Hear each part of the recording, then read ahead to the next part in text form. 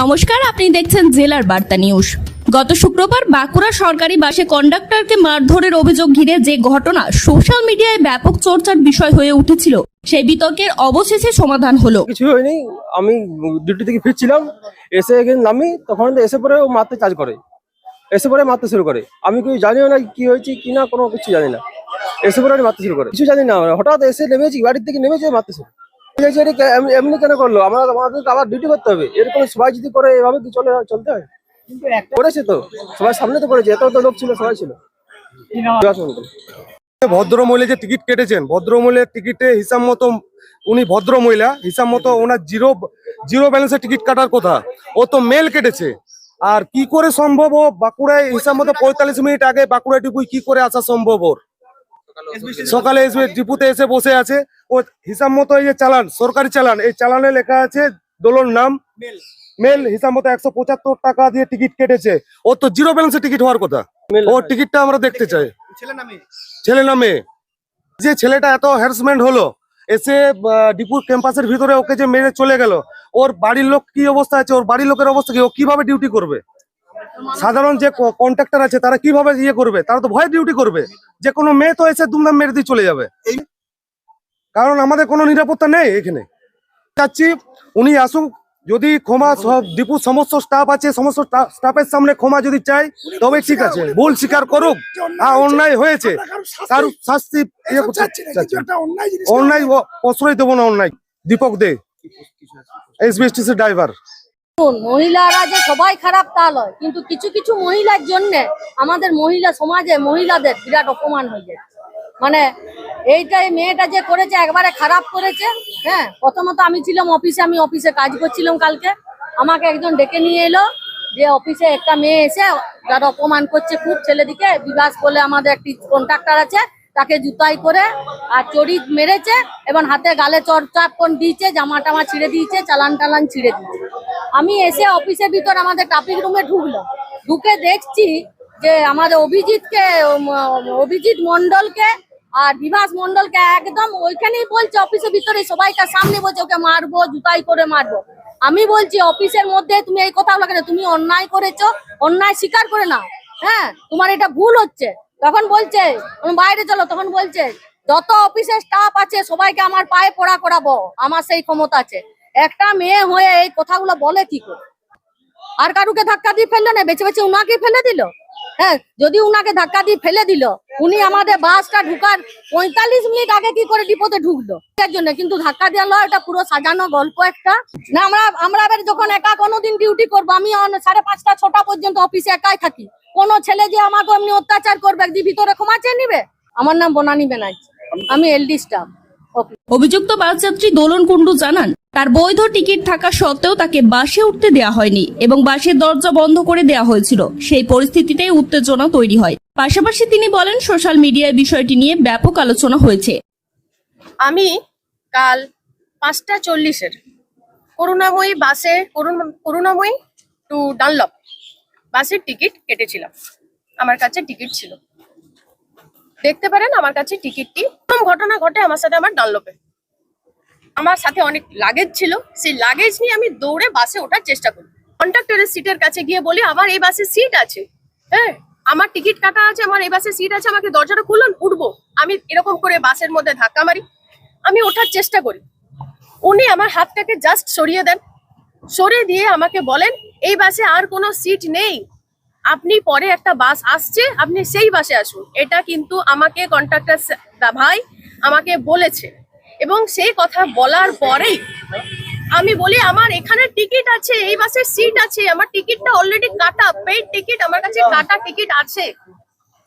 তাও উনি দাঁড়ালেন না। তো আমি পিছনে দৌড়াতে দৌড়াতে, ওই লাগেজ নিয়েও দৌড়াতে দৌড়াতে পিছনের ইয়েটাতে ধাক্কা মারি, তাও দাঁড়ালো না। আমি ওখান থেকে বহু কষ্ট করে শ্যামলীতে একটা টিকিট জোগাড় করি, দুর্গাপুর আছে, দুর্গাপুর থেকে একটি গাড়ি ক্যাব বুক করে আমি বাঁকুড়া আসি। এখানে এসে এই বাসটির জন্য আমি অপেক্ষা করি 15 মিনিট আগে। এরা বলছে আমি নাকি 40 মিনিট আগে এসেছি, আসিনি আমি 40 মিনিট আগে। এখানে আসার পর আমি প্রথম বাসটির থেকে আমি বলছে যে আমি ওকে বাস থেকে টেনে হিঁচড়ে নামিয়ে মারতে শুরু করেছি। আমি এটা করিনি। যদি ওনাদের কাছে কোনো প্রুফ থেকে থাকে যে আমি ওনাকে বাস থেকে নামিয়েছি টেনে হিঁচড়ে, তাহলে এত কিছু সোশ্যাল মিডিয়ায় পোস্ট করছে, ওই ভিডিওটাও পোস্ট করুক। ওনাকে আমি শুধু প্রতিবাদ করেছি, ওনাকে আমি জিজ্ঞাসা করেছি, ভাই আমার কাছে টিকিট থাকা সত্ত্বেও তুমি আমাকে উঠতে দিলে না কেন বাসে? আপনি ওখানে ডানলপে ছিলেন না।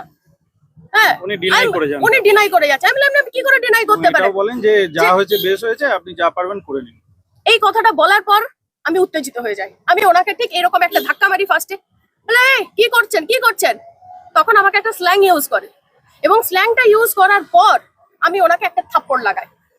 আর আমাকে এই থাপ্পড়টা লাগানোর, উনি অন ডিউটি হোক অফ ডিউটি হোক, উনি যদি ডানলপে আমার সাথে আমাকে ধাক্কা মেরে বাস থেকে নামিয়ে দিতে পারে, বাসের স্টেপের ওখান থেকে যদি হাত সরিয়ে দিতে পারে, তাহলে উনি অন ডিউটি থাকা অবস্থাতে মহিলার গায়ে যদি হাত দিতে পারেন, তাহলে আমিও একজন মহিলা, উনি অন ডিউটি থাকুক অফ ডিউটি থাকুক, আমি এটার প্রতিবাদ করতেই পারি।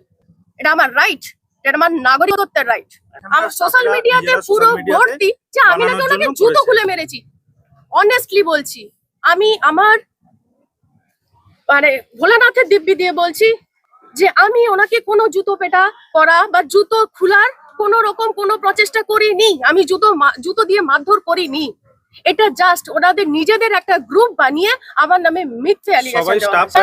আমার কাছে তো টিকিট ছিল, সেই টিকিটটা মেল হোক ফিমেল হোক, সরকারি নির্দেশ আছে বাসে সিট থাকুক না থাকুক, উনি কি সিটে আমাকে বসতে দিক না দিক, আমাকে বাসে উঠতে দেওয়া হয়নি কেন? কালকে যে বচসাটা হয়েছিল, কালকে যে ধরনের ধাক্কাধাক্কি বা যা ধরনের কথাবার্তা হয়েছিল, তার জন্য এখানে আমাকে এসে ক্ষমা চাইতে বলা হয়েছিল। তো আমি এসেছি, একটা ভুল বোঝাবুঝি ওনার তরফ থেকেও হয়েছে, একটা ভুল বোঝাবুঝি আমার তরফ থেকেও হয়েছে, সেটা আমি স্বীকার করে নিয়েছি যে আমার এসে যে ভুল বোঝাবুঝিটা হয়েছে সেটা হয়েছে। সেটার জন্য আমি ওনার কাছে এসে ক্ষমা চেয়েছি। আমি বিভাস ভাইকে বলেছি যে ভাই আমার যেটা উচিত ছিল, যে আমি কমপ্লেন লঞ্চ করানোর আগেই আমি প্রচন্ড উত্তেজিত অবস্থাতে এসেছিলাম, কারণ আমি ভীষণ রকম বিরক্ত অবস্থাতে এসেছিলাম। তার জন্য যেটা হয়েছে, যে ভুল বোঝাবুঝি সেটা অন্যায় হয়েছে, এবং তার জন্য আমি একটা ক্ষমা প্রার্থীর অ্যাপ্লিকেশন আমাকে করতে হয়েছে, আমি এটা করে এসেছি। পুলিশ প্রশাসনের উপস্থিতিতে এবং বিজেপি বিধায়ক নীলাদ্রি শেখর দানার মধ্যস্থতায় সরকারি বাস ডিপোতে মুখোমুখি বসেন অভিযুক্ত বাসযাত্রী ও বাসকর্মীরা। দীর্ঘ আলোচনার পর উভয় পক্ষ ভুল বোঝাবুঝি ঘটিয়ে বিষয়টি মিটিয়ে নেয়।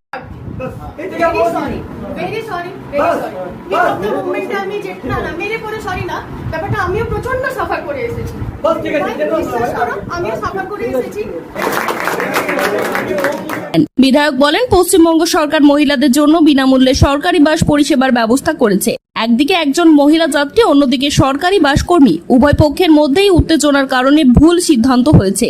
ভবিষ্যতে যাতে এমন ঘটনা না ঘটে সেই বার্তা দিয়েই বিষয়টি নিষ্পত্তি করা হয়েছে। তিনি আরো বলেন, একজন বাস চালক ও বাস কর্মীর ওপর বহু যাত্রী নিরাপত্তার দায়িত্ব থাকে, তাই রাগ বা উত্তেজনার বদলে পারস্পরিক সম্মান ও সংযম বজায় রাখাই সবচেয়ে গুরুত্বপূর্ণ। আমার মনে হয় আমি কি দোষ করতে পারিনি? আমি তো মানুষ, ওইটা তো দোষ হতেই পারে, আমার মাথা এলামেন্টে হতেই পারে, রাগ চাপতেই পারে, কারণ তো হতেই পারে। আপনি অন্তত মাত্রই একটা ইউনিয়নের নাম, আপনাদেরকে অনেক ধৈর্য এবং সহ্যশীল হওয়া দরকার। ড্রাইভার ভাই, কন্ট্রাক্টর ভাই, তারা আমাদের ঘটনা না করে যাতে আমাদের ঘটনাগুলো কলিমালিত না হয়।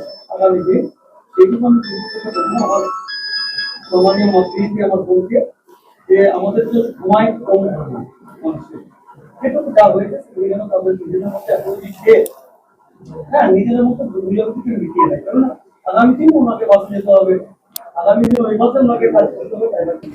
ব্যুরো রিপোর্ট, জেলার বার্তা নিউজ।